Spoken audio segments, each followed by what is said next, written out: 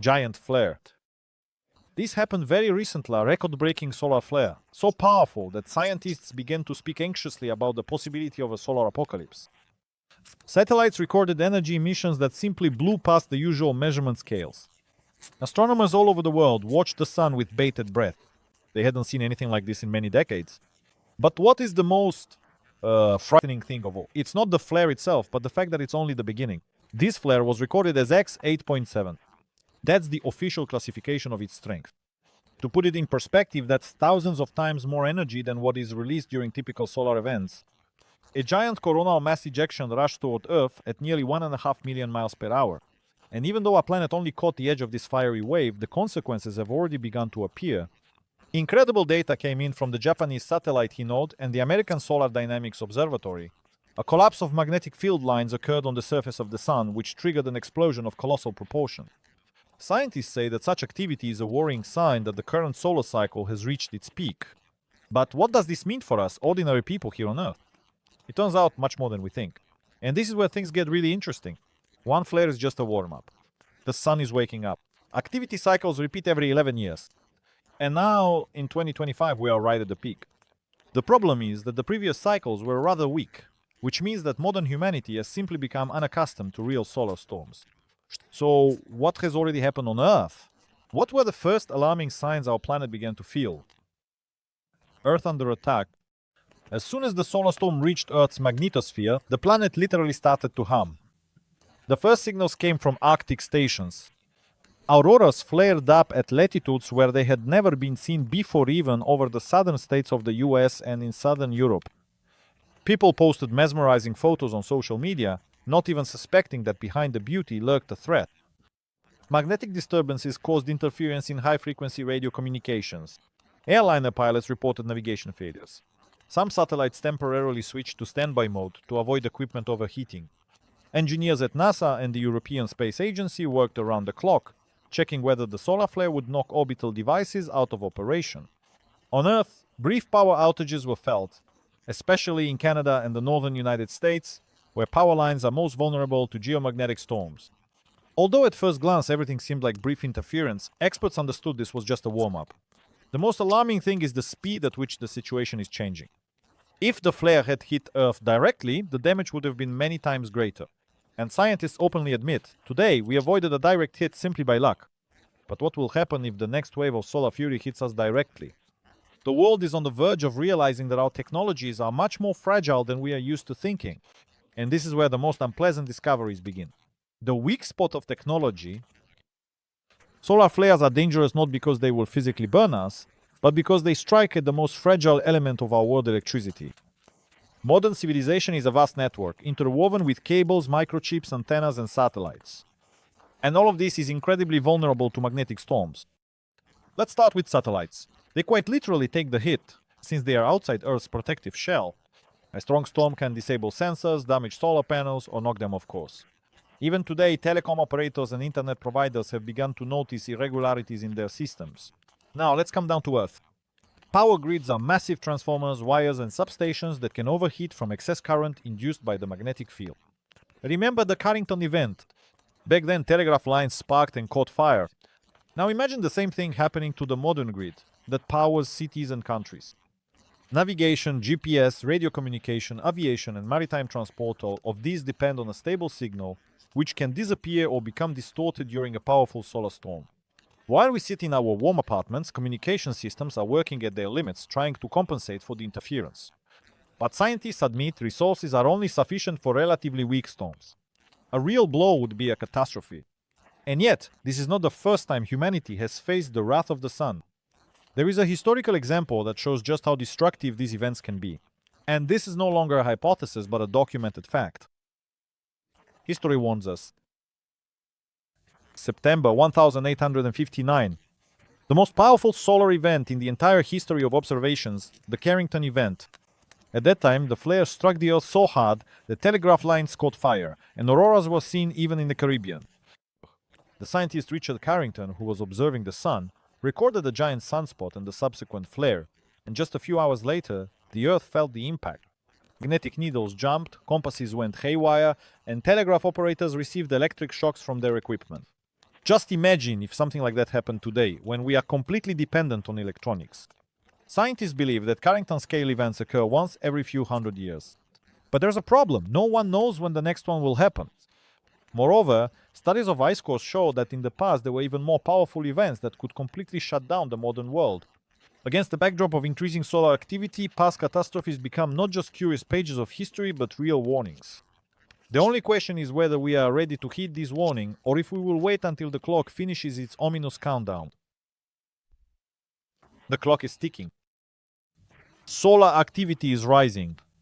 We are now in the 25th cycle, which is officially considered the most active in the last 40 years. This means that the sun is literally heating up, and each new flare is stronger than the last. Scientists from NASA, NOAA, and the European Space Agency are issuing regular warnings. In the past month, the number of sunspots has doubled, and the speed of coronal mass ejections has reached record levels. These are not just random fluctuations. This is a clear pattern linked to the sun's cycles. What does this mean in practice? We are entering a period when major solar storms may occur regularly. Each such event is a new test of our system's resilience, a new threat to satellites, power grids, and communications. Forecasts indicate that the peak of activity will occur in the second half of 2025. This means we are facing months filled with alarming signals and new challenges. But most importantly, we still do not fully understand how exactly the sun will behave. Yes, there are models, there are calculations, but nature always reserves the right to surprise us. And strangely enough, the most mysterious things are still ahead. Because in order to understand what awaits us, we need to look into the very heart of the solar element. How is a storm born? To understand what a solar storm is, you need to look at the surface of the sun and even a bit deeper. There, beneath the boiling layers of plasma, powerful magnetic fields rage. They twist, break apart, and reconnect again. And then, at some point, a catastrophic discharge occurs. This is what we call a solar flare. But the flare is only part of the story. The real danger begins when a coronal mass ejection occurs, a massive cloud of charged particles and magnetic fields racing through space at speeds of up to 1,000,000 miles per hour. When this stream reaches Earth, it strikes the magnetosphere, the planet's natural shield. It's important to understand that these processes cannot be stopped. They happen because the sun is a living, ever-changing body. Its sunspots are areas of concentrated magnetic energy looking for a way out. The more sunspots there are, the higher the likelihood of powerful flares. And now, according to scientists, the number of sunspots on the sun is breaking records for the past few decades. Is there a way to predict which flare will become critical? Unfortunately, there are no accurate forecasts yet.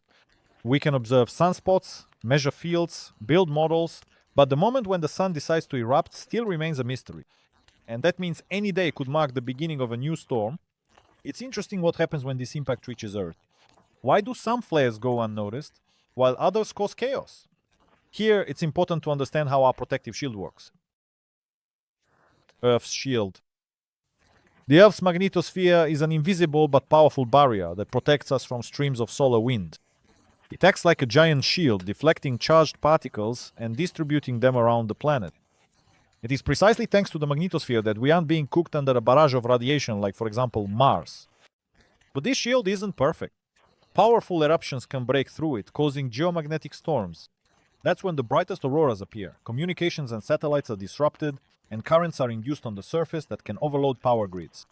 Scientists are closely studying how the magnetosphere works, since it's the key to understanding the consequences of solar storms.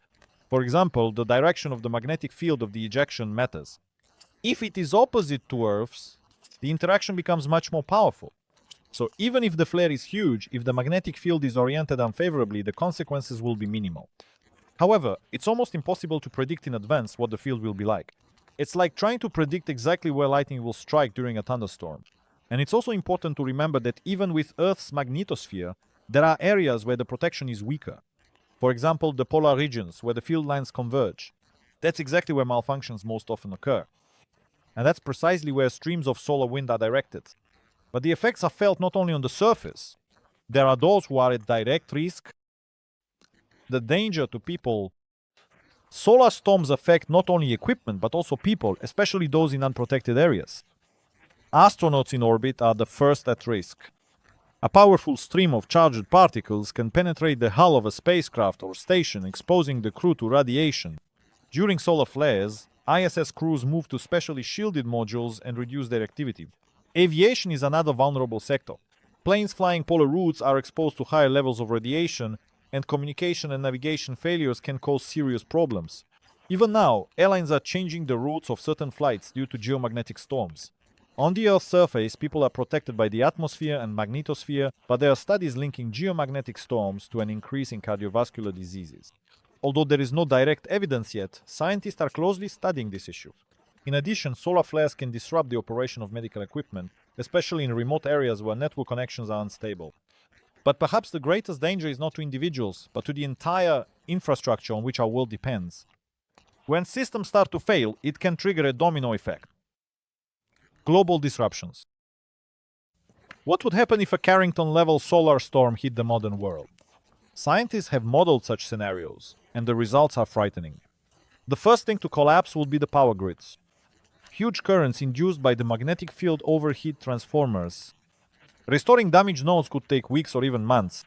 Next, satellite navigation fails. Without GPS, aviation and maritime shipping come to a halt and cargo logistics are disrupted. Financial systems rely on precise timing provided by satellites. A failure there threatens to crush the stock markets. Communication is another vulnerable sector. The internet, telephone connections, and radio channels go down. Islands, remote regions, and polar stations are the first to find themselves isolated. And that's just the tip of the iceberg. In today's world, almost everything depends on electronics, from banking operations to water supply, from transportation networks to medical equipment.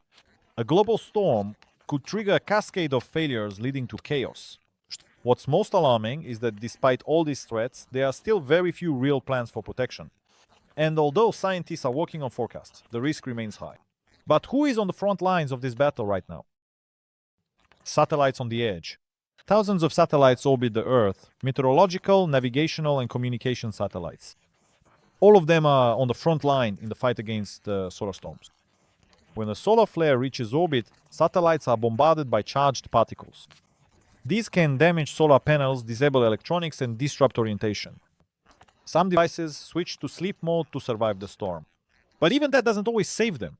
The latest mega flare has already caused malfunctions in several satellites. Companies are forced to adjust orbits to avoid collisions, since even the slightest malfunction can lead to disaster. In addition, solar storms increase atmospheric drag, which lowers the altitude of low-flying satellites. This means that satellites leave orbit more quickly, sometimes uncontrollably. Satellite navigation, internet from space, weather monitoring, communications, all of this becomes vulnerable during solar storms. Scientists are trying to develop more resilient systems, but for now their main weapon is prediction. And here the question arises, can we defend ourselves at all? Or are we facing something that modern science cannot yet cope with? Anomalous auroras. When people in South Texas or Rome look up at the sky at night and see green, red, and purple streaks, they can't believe their eyes. The auroras, which are usually only seen near the Arctic or Antarctic, are suddenly descending to latitudes where they should not be. These anomalous phenomena are a direct result of powerful solar flares. Charged particles that reach the upper layers of the atmosphere collide with oxygen and nitrogen atoms, causing them to glow. The stronger the storm, the wider the geography of the auroras. For scientists, it's a beautiful but troubling sign. The lower the auroras descend, the more powerful the solar attack was. The latest flare caused auroras that were recorded even in the central part of the United States. Such a thing hasn't been seen in several decades. Social networks exploded with photos and videos.